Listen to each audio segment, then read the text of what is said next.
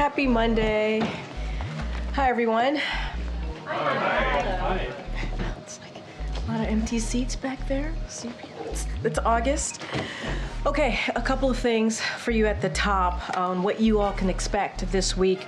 President Biden spoke today with France, Germany, Italy, and the United Kingdom to discuss the situation in the Middle East and ongoing efforts to de-escalate tensions and reach a ceasefire and hostage deal in Gaza. And as I was walking out, I believe that readout, the joint readout, should be in your inbox. So obviously you'll have that for all of to review. Tomorrow, the President and the First Lady will travel to New Orleans, where they will deliver remarks at a Biden Cancer Moonshot event. On Thursday, the President and the Vice President will travel to Prince George's County, Maryland, to deliver remarks on the progress they are making to lower costs for the American people. And on Friday, the President will head to Camp David for the weekend. We will definitely have more to share on this week's schedule in the days ahead. And one thing that I wanted to say, because we've all been watching these last 2 weeks, today we want to send a heartfelt congratulations to all the American athletes who made us so damn proud, as the President said, at this year's Olympics, bringing home an impressive 126 medals, including 40 gold medals.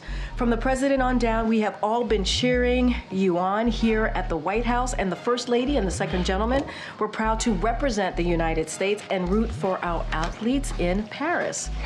The President also personally called Olympians last week to congratulate them and thank them for representing our nation on the world stage. As the First Lady said, and I quote, "Our athletes carry more than just our flag. They carry our nation's heart and our hopes with them too. From basketball and soccer to gymnastics and swimming, our nation's greatest athletes gave us their all and showed us that truly nothing is beyond our capacity when we do it together. Sports help us unite, and the Olympics remind us that despite our differences, we can come together to achieve greatness." While we are sad that the Olympics games, they're over, and we're very sad about that, it's come to an end, we are very excited to host them here in the United States in 2028. And we have the Paralympic Games to look forward to later this month, and you can bet we will be cheering just as hard for Team USA. Today, President Biden and Vice President Harris launched Time is Money, a new government-wide effort to crack down on all the ways that cooperations and unnecessary headaches and hassles to our lives, wasting precious time and money, from excessive paperwork and unreasonable hold times to the endless hurdles some companies make you jump through to cancel subscriptions. We've all been there and know how aggravating these unnecessary delays can be. Today, in the coming months, the Biden-Harris administration will take wide-ranging action to crack down on these unfair practices and save Americans time and money, including making it easier to cancel subscriptions and memberships, ensuring that consumers calling customer service can talk to a real person by pressing a single button, and allowing Americans to submit health claims online. And this is just the beginning. We are calling for Americans to share their ideas through an online portal on the White House website and to tell us directly how federal action can give them their time back. Americans are tired of being played for suckers, and President Biden and Vice President Harris will continue to use every tool available to protect Americans from corporate greed and practices that hit people in their pocketbooks. With that, Zeke, what you got? Thanks, Corinne. Over the weekend, Vice President said she followed former President Donald Trump in saying she would support a proposal that would not tax tipped wages. If similar bill made its way to the President of the United States, President Biden, would he sign that proposal? That's not something he's he's embraced before. Oh, absolutely. Look, this is something that the president supports. He supports eliminating taxes on tips for service and hospitality workers while also raising minimum wage and preventing the wealthy from gaining the system. And if you think about what the president has talked about the last 3.5 years, making sure that we have an economy that works for all, not leaving anybody behind, an economy that's built from the bottom up, middle out, the president has been fighting, and the vice president has been fighting to do just that. Think about raising the minimum wage, which the Trump administration, they blocked. Cut taxes for workers and families after Trump gave a $2 trillion tax cut, skewed to billionaires and big corporations, defend overtime protections for millions of workers whom the Trump administration left behind, ensure workers have the freedom to join a union which the Trump administration undermined. You hear it talk about Maganomics and what the GOP is for. Therefore, giving tax breaks from billionaires and corporations. They want price gouging. That's what they want to see. They don't want to protect American workers. They give, again, more tax to billionaires and corporations. That's what they've been talking about over and over and over, raising taxes for working people. That's not what we're about, and we're going to continue to do just that in the next 5 months. I think so. With the topic, the VP's team has also said she's going to be rolling out some additional policy this week. Given the president's endorsement of hers, it's safe to say that anything that she would put forward along these lines that also would have the backing of the president. You can certainly say, or I can say, that they are partners in this, so they believe and certainly on the same page when we think about the economy, when we think about healthcare. They have to work through what their policies, ideas are, but the last 3.5 years they've been in sync. They have been certainly on the same page, and I presume that will continue from here. And just a week from today, the Democratic convention gets going in Chicago.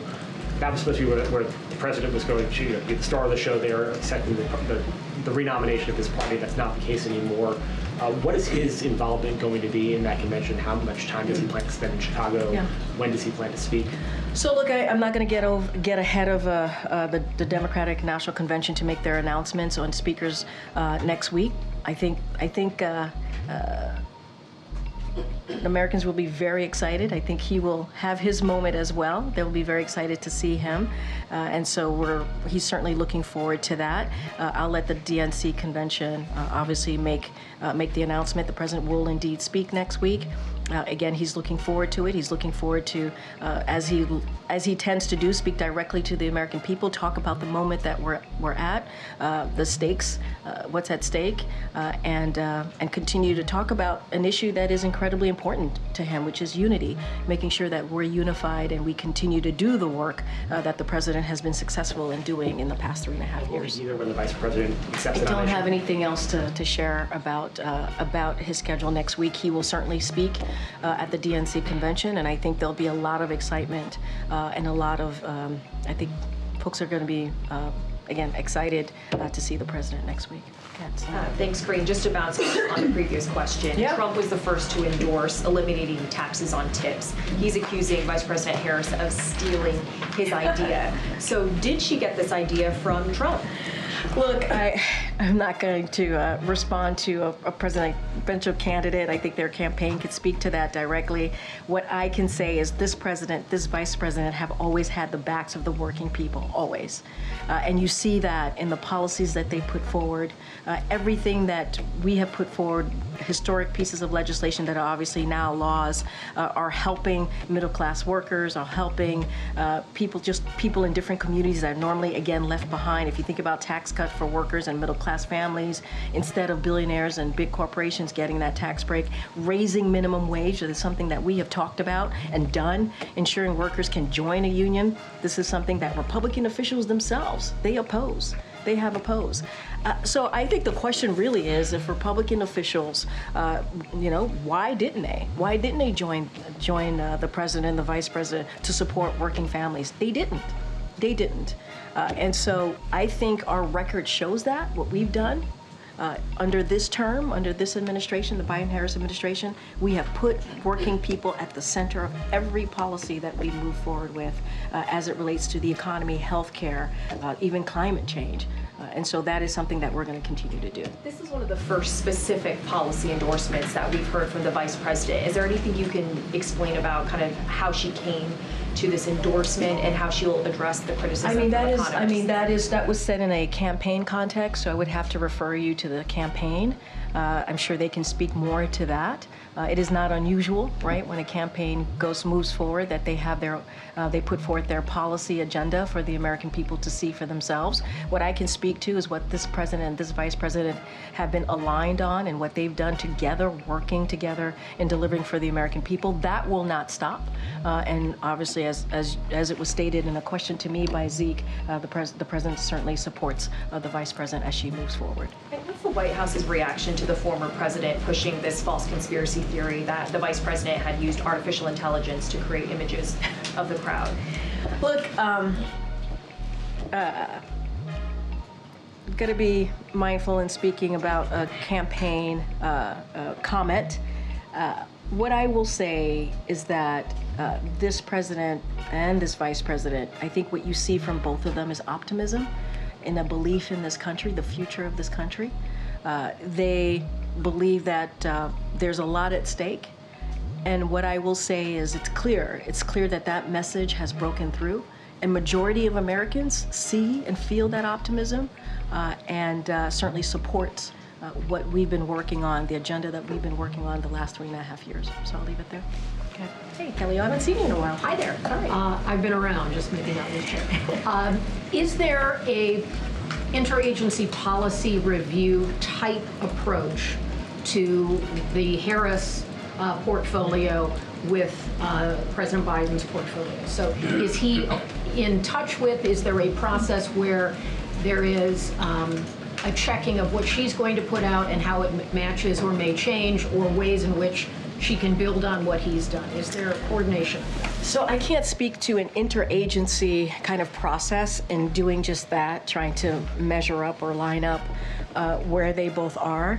What I can speak to is the last 3.5 years, right? We have less than 6 months now of this administration, and how much the vice president was a critical partner in getting a lot of the big pieces, historic pieces done, the heavy lifting. She was part of that, whether it's the Inflation Reduction Act, the first piece of policy, which is the American Rescue Plan, which helped lower crime, for example. We've seen the lowest in crime in more than 50 years. The last administration, we saw the highest numbers of murder in the Trump administration. There's been a lot of ways that we've been able to move in a historic way.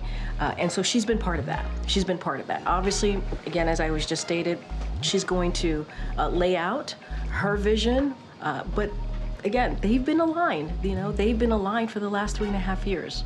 There's not been any daylight. Does the president expect that she might want to move in some new directions, as sitting vice presidents have always had this issue, but does he expect that she might move in some new directions? So what I expect, again, being super careful here, because her campaign are going to make their own announcement, is she's going to build on the successes that they've had, going to build on the unprecedented successes, the historic successes that they've had. That's another reason why the president passed the torch, if you will, right? Understanding that they worked together very closely in the last 3.5 years, and that was going to continue, and she was the best person to move forward. This is someone who's been a vice president for almost 4 years, a senator, attorney general. She is incredibly qualified and understands where the majority of the American people are, and that's what we can expect. Go ahead, Lucy. Thanks, Corinne. I wanted to clarify something the president said in the CBS interview over the weekend. Sure. When he was asked about his decision to step aside from the campaign, one of the things he said was that when he ran the first time, he thought of himself as a transition president, but then he said that things got moving so quickly it didn't happen.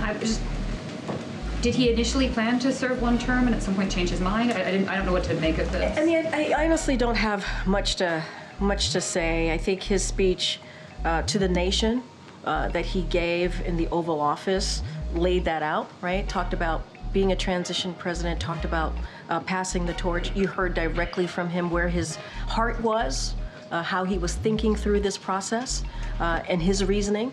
And I would say his answer certainly speak for itself. For me, and I think I can speak for many of my colleagues who work with me day in and day out on behalf of this country, on behalf of this administration, is that we are so proud of this president and what he's been able to accomplish on behalf of the American people. You think about the economy, the strongest economy leading the world. You think how we've been able to beat Big Pharma. That's nothing to laugh at. That's been something that many presidents have tried to do. We're not able to get that done. You think about what he's been able to do with our allies and partners around the world and rebuild that relationship. Climate change, passing one of the most important, largest, biggest historic pieces of legislation that's going to deal with one of our major crises right now that we face in this country and the world, the Inflation Reduction Act. So we could not be prouder of this president and of course this vice president as they work together on this. But I think his Oval Address lays out very clearly how he saw his presidency. Any update on when we'll see him do a campaign event? And no update for you from here. Certainly the campaign will have more to share on that. Hey, Ruja. Hey, Marianne, how are you? I'm doing great. How are you? Thanks. So following up on eliminating taxes on tips, is that an idea that the Biden administration considered at any point in the past 3.5 years? What I can say is the president supports it. And what I can say is obviously the president and the vice president, very much how I answered the earlier question, is that we have always put at front and center making it easier, giving American families a little bit more breathing room, something the president says very often. And we've shown that. We've shown that in the policies that we've laid out. And,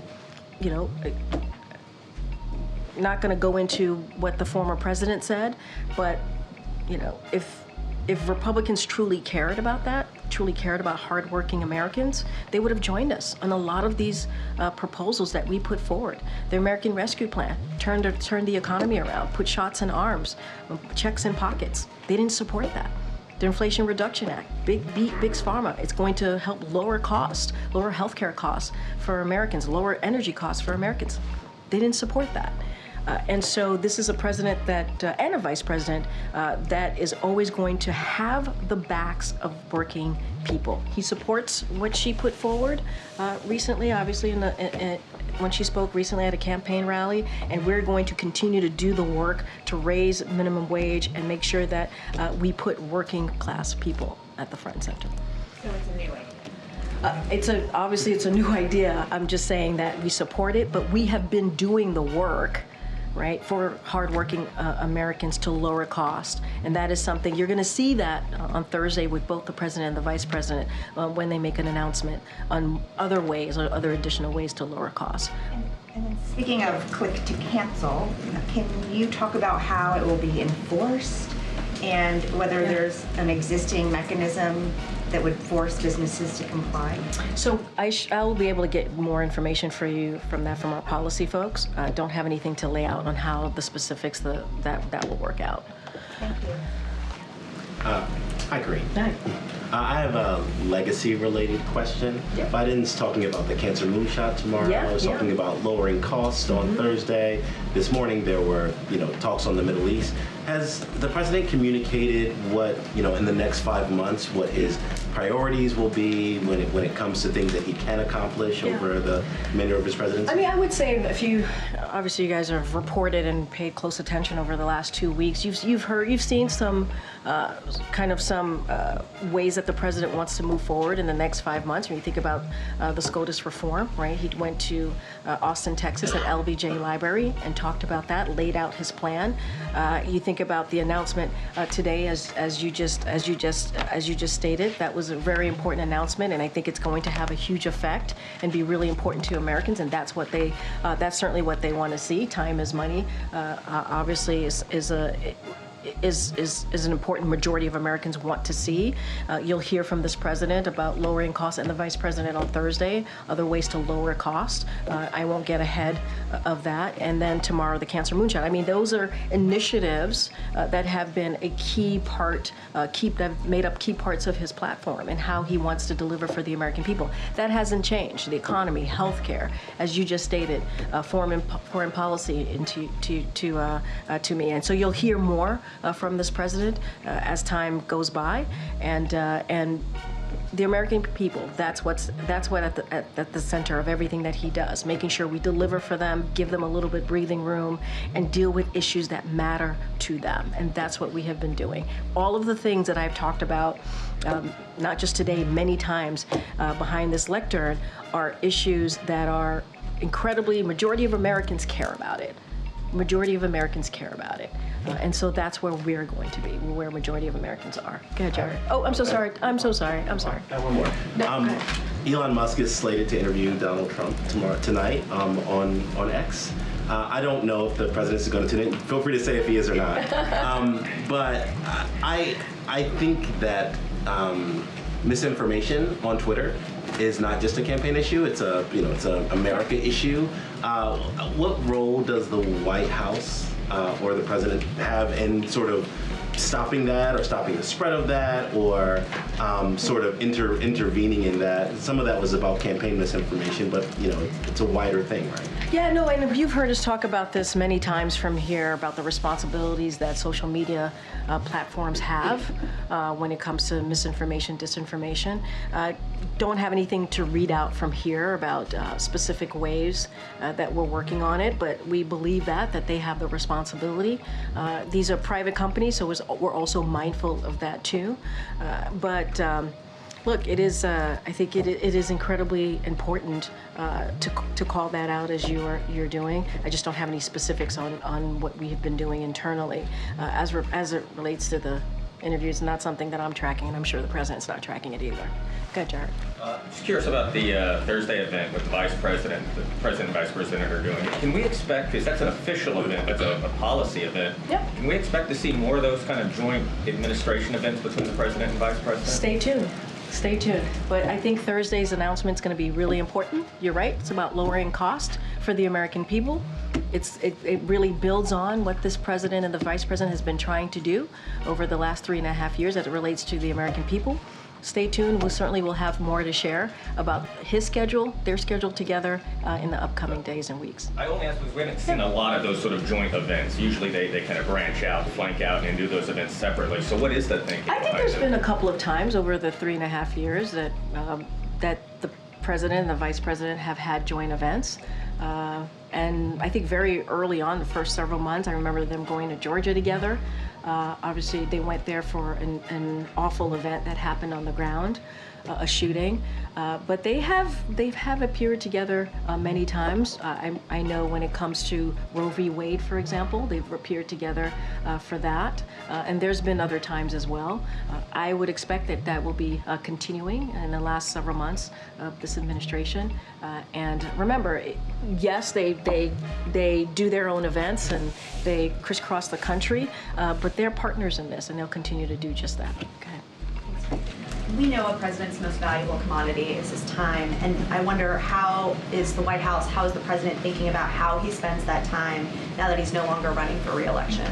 I mean, look, SCOTUS. He went to Texas and talked about SCOTUS reform. That was an important way to spend his time. Tomorrow, cancer moonshot. This is an issue both the president and the first lady care about deeply, obviously for important personal reasons to them. And so they're going to be together in New Orleans. You're going to see them continuing to talk about lower cost. And so there is a map out there. I think if you guys take a look at how he has been moving in the past couple of weeks. And let's not forget, he's had several calls with heads of states in the Middle East region. I talked about at the top of my briefing about to reach a ceasefire deal in the Middle East, and also a ceasefire hostage release deal, obviously, but also de-escalating the tensions. He spent his time doing that over the past 2 weeks and having those very important diplomatic conversations with those heads of states. So I think if you just look at what he's been doing, it's very clear what this president cares about, is focusing on, and it's all at the center of that, as I answered in my answer to one of your colleagues, is certainly the American people. Whether it's national security, domestic, the center of it is the American people. And on the DNC, how is he viewing his role next week? Look, it's going to be mindful because it's a political event, but It's an event that he views as very important. It's an opportunity to talk about the issues that he cares about. It's an opportunity to talk about unity. It's an opportunity to be in front of millions of Americans to talk about what we've done in the last 3.5 years. I'm going to be mindful because it is a political event, but the president's looking forward to it. He sees this as an important moment, and especially as we move forward to the last several months. Go ahead, Michael. Michael? Oh, yeah, I'm sorry. I was going to ask a very similar question. I'm just curious if you could talk a little bit about what it's going to be like for the president to be giving this speech, knowing that if things have gone a little bit differently, he would be giving an accepted speech for a second term. I mean, look, I'm just going to go back to the Oval Office address, because I think that address really laid out in a very thoughtful, even personal way of how this president saw this moment. And, it was a selfless act. It wasn't about him. It was about the country. He said this, and he thought it was an important moment. But this is a president that is proud of what he's been able to build. I've talked about the strongest economy leading the world in a modern administration, and we're going to continue to fight to deliver results for the American people. That doesn't end. That doesn't end. That is something that he is certainly very focused on, the middle class families. Let's not forget where this president came from, right? He grew up in Scranton, Pennsylvania. He understands what it's like to sit around that kitchen table and make really difficult decisions for your family, whether it's student loans, whether it's paying rent, mortgage, whatever it is. He understands how hard that is. And let's not forget when he stepped in as president, this country was paralyzed because the economy was falling, and because of COVID. And he turned that around. Because of the American Rescue Plan, because of policies that he's put forth. And so I think that's important to note. And so he sees a lot more work to be done in the next several months, and his thought process and how he sees his decision certainly is in the Oval Office address that he made, and I think it's telling. I think it gives you a little bit insight of what he thought personally. Go ahead, Molly. Has the president started preparing for these remarks? Does he know what he wants his message to focus on? Is he going to work on them at Camp David? I think you could expect this president to focus on these remarks in the next several days, leading up to Monday. I think you can expect this president to take this moment. He understands this is an incredibly important moment that he will have next week at the Democratic National Convention. He's still very much the leader of the party, right? And he takes that very seriously. And he's also very proud of his vice president. Okay. Thank you, Corinne. How mad is President Biden at Nancy Pelosi? You guys keep asking me this question. I think I've answered this question multiple times. Well, he has admitted now for the first time in this interview that Pelosi is one of the Democrats who squeezed him out of the race. She thought he was going to sink the whole ticket. So how mad is he at her for that? The president respects his good friend, former Speaker of the House, Nancy Pelosi, and I think it's mutual. And she also gave interviews, and I know you followed closely as well over the weekend. She made statements like preeminent president among the top few to have served in this office. And I think that says a lot coming from the former Speaker. So no hard feelings?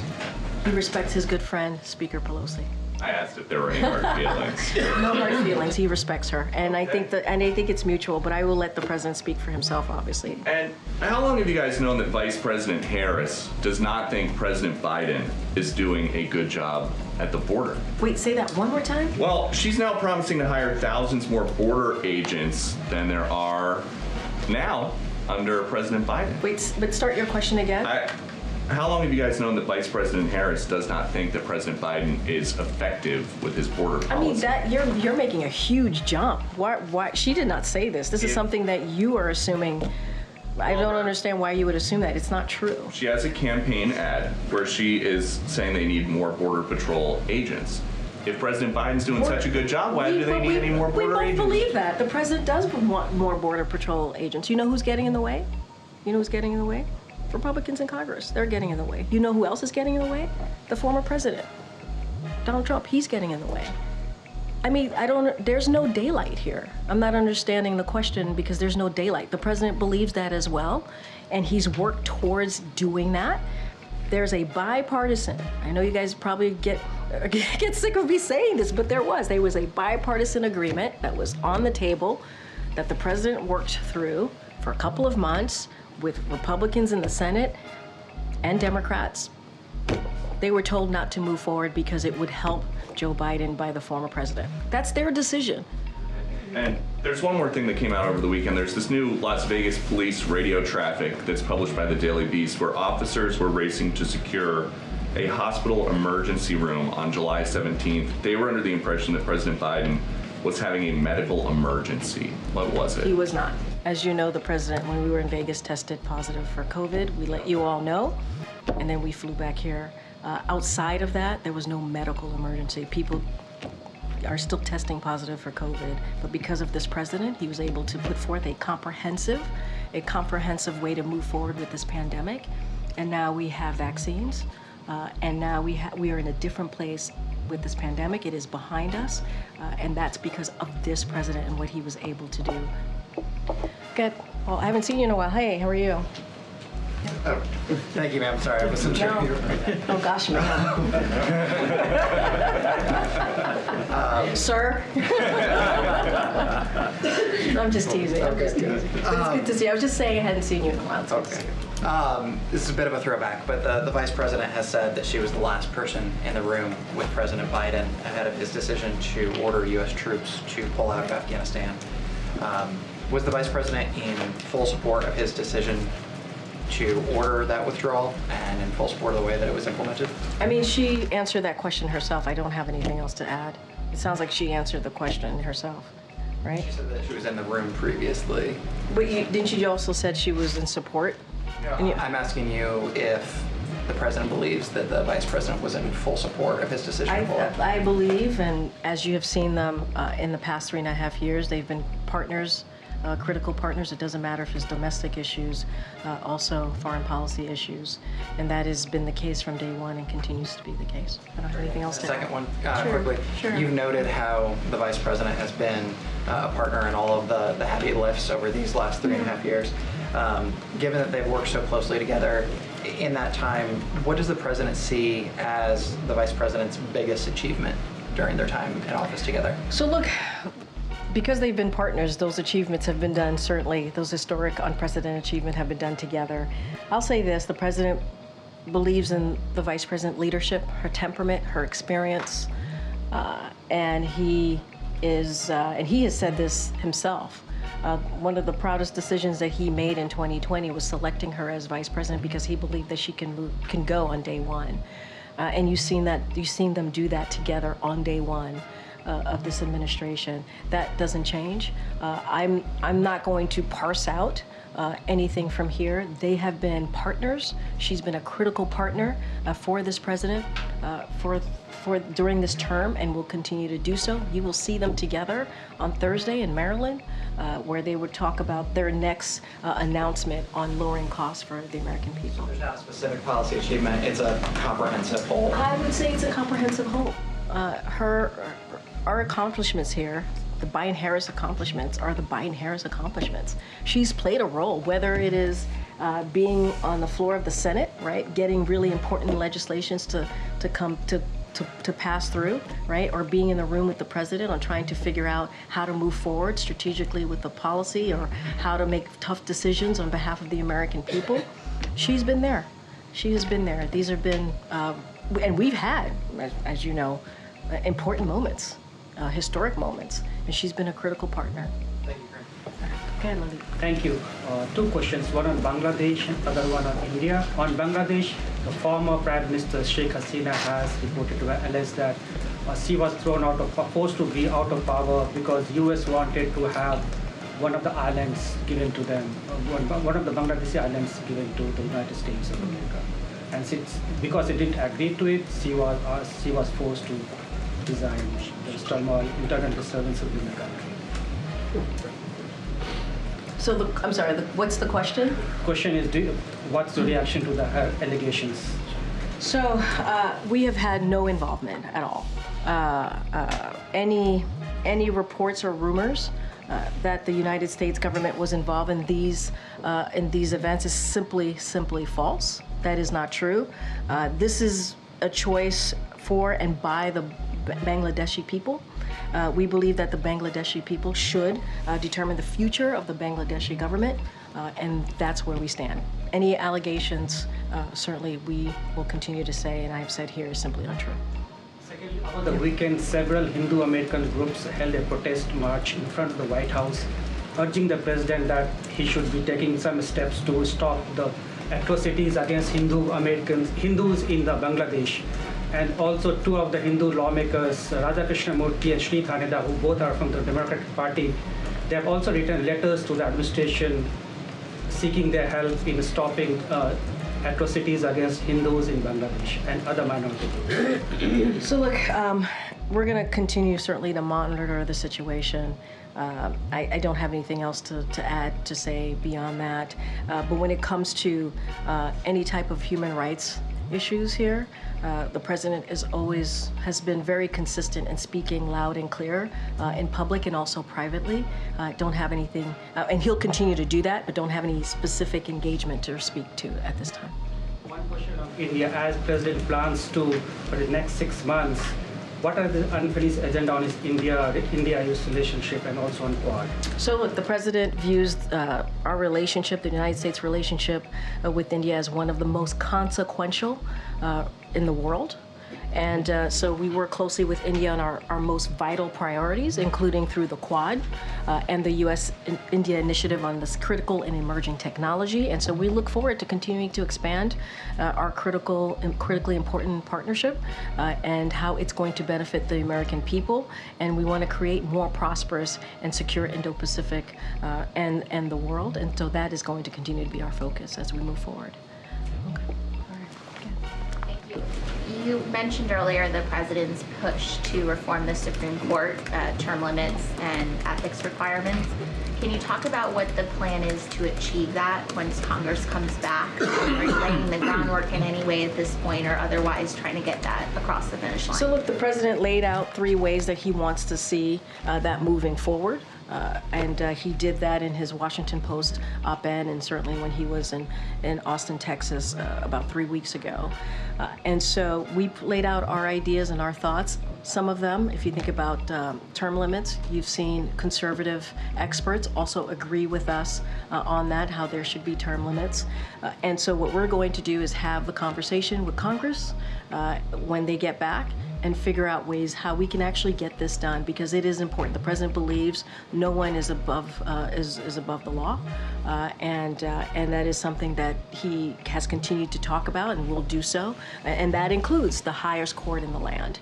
And what we have seen from the highest court in the land is not normal. You heard the president say that.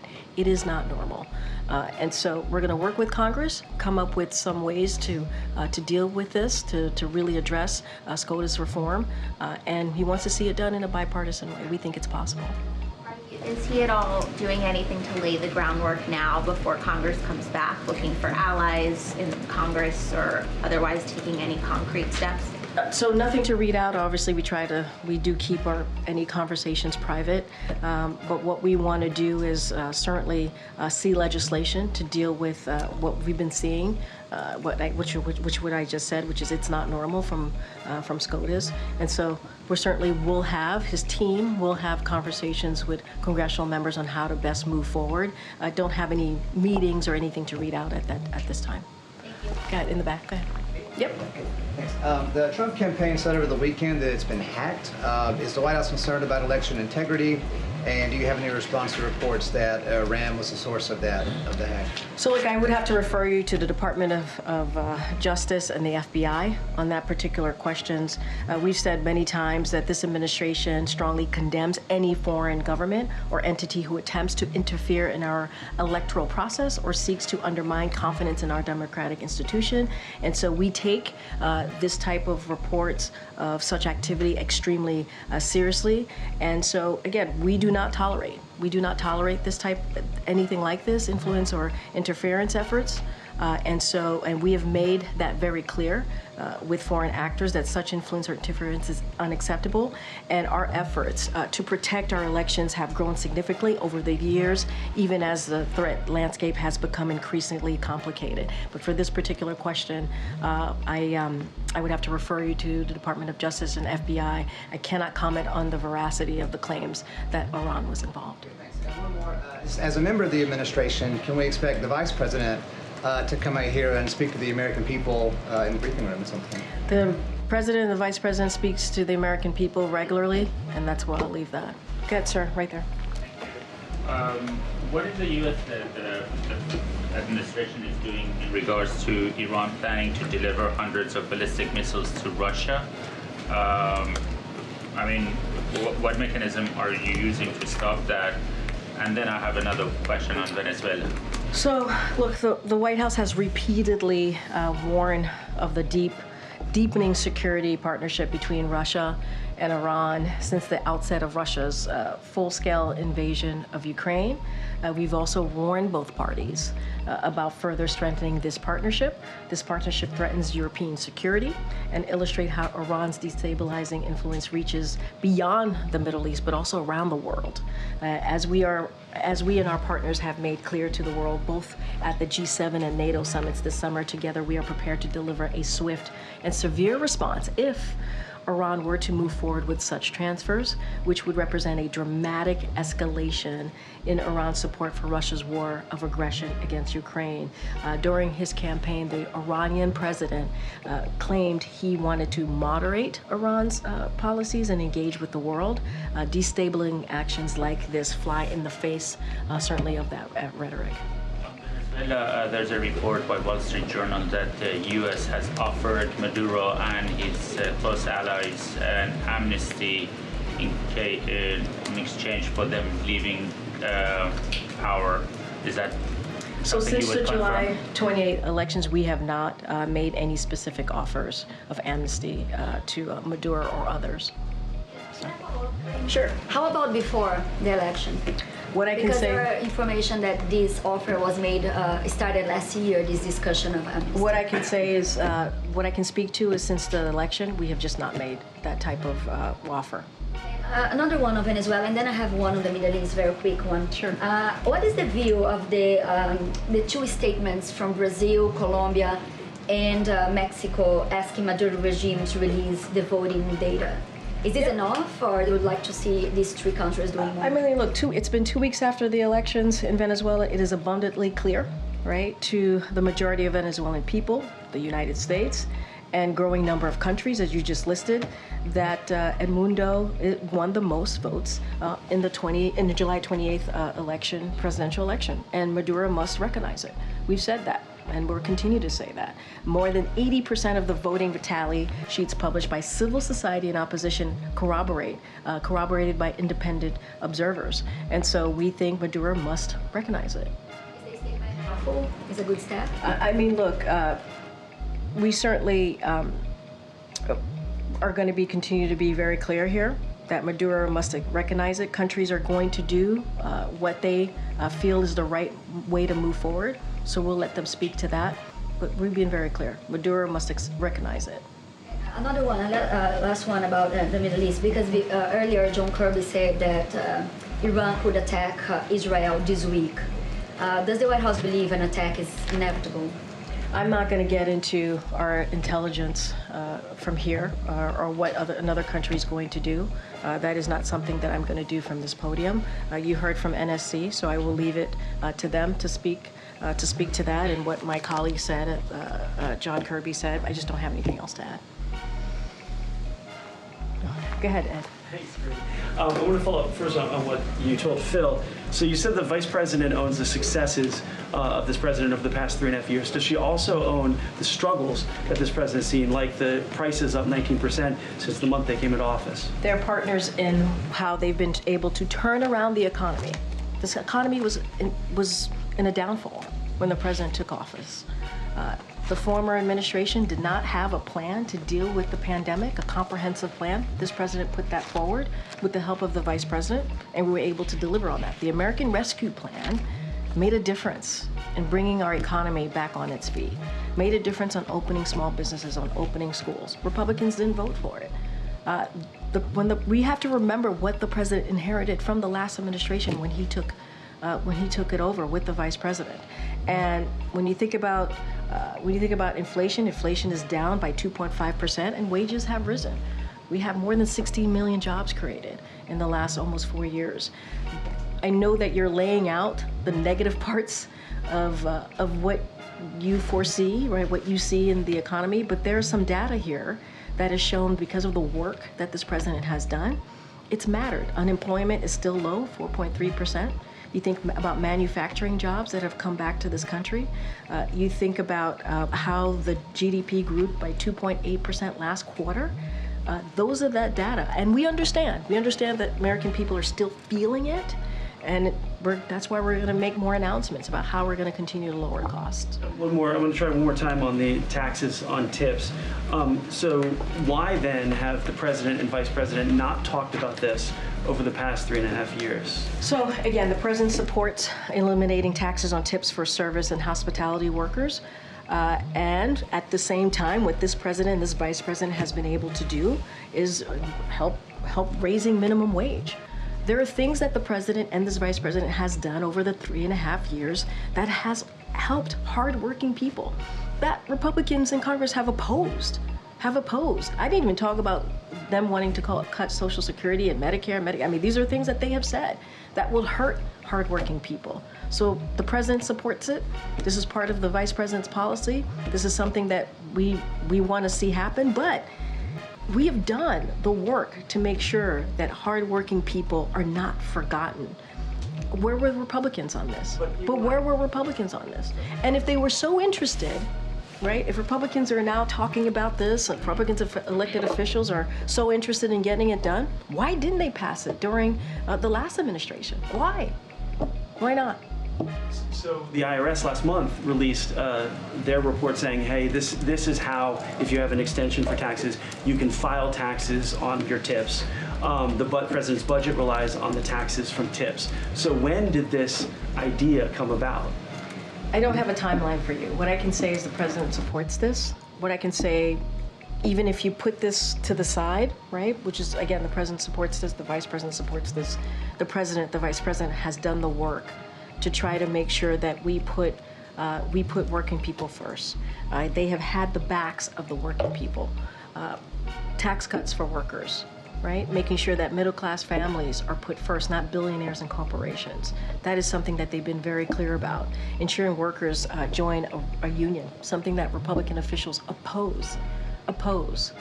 And we've been very clear here. And why haven't Republicans joined us? They just haven't. They have not.